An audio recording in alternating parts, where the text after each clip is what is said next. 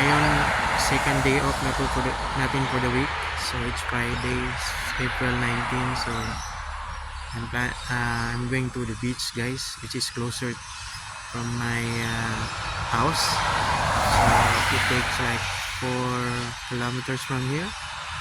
It's called the Holtz Marine Beach. And let's see. And hindi ko pa napuntahan yun eh. Pero ni-research ko lang sa Google. So puntahan natin. Ito yung pinakamalapit na beach dito, sabi ng Google. So tara. So gamit ko pa rin yung scooter ko. Ayan.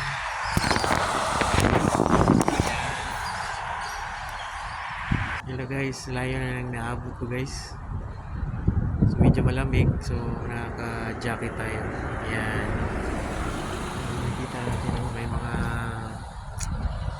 duckies. So palapit na tayo sa tubig. Ito yun sa tapat. Pakita ko rin. Ayan, nakikita na natin yung mga yate. So palapit na tayo sa beach guys. So ayan, ito yung area. Yun o. Ganda pala ng lugar na to guys. So guys, narito na tayo sa area guys. So mukha nga beach to eh. So meron ako nakita may nagsiswimming dun. Yan o. Ayan. Saka meron nagpi-fishing. So ayan, may park siyang konti, then beach. So maganda. Yan. So dito o, tingnan. Ayan. So pwede ka pumunta doon, may parang pantalan doon na maliit. So ito yung beach. Ayan. Yun ko pwede pala maligo dito guys. Pero mukhang malamig nga eh. Ayan. So ayan. Ayan.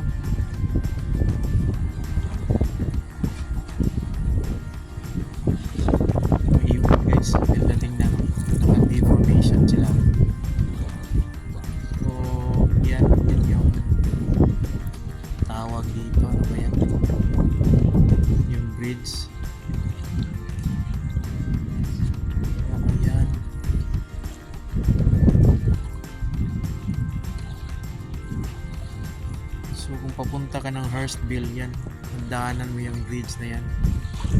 Ayan. So dito Sylvania. So yan,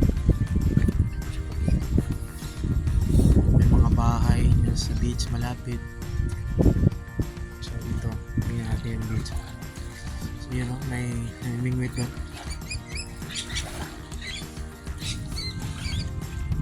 Parang wala atang nililigo ito guys. So okay lang yung dagat.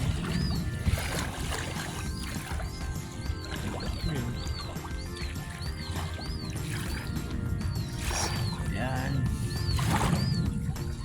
Beach.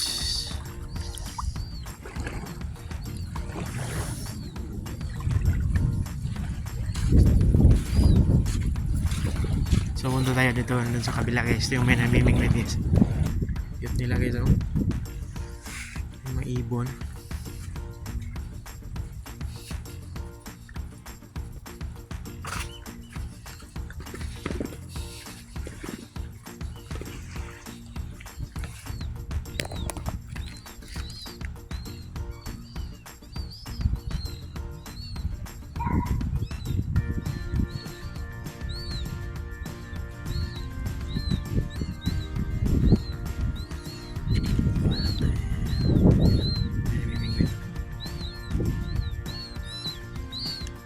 Dala ako ng penguin.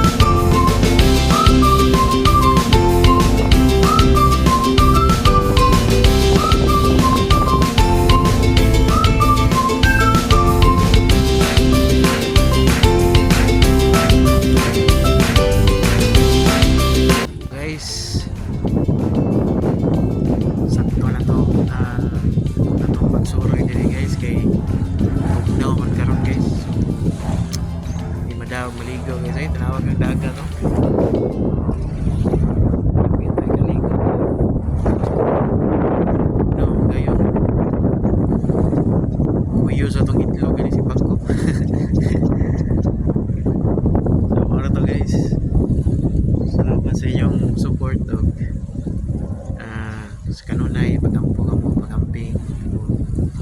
Please don't forget to subscribe our channel. Salamat guys. Bye.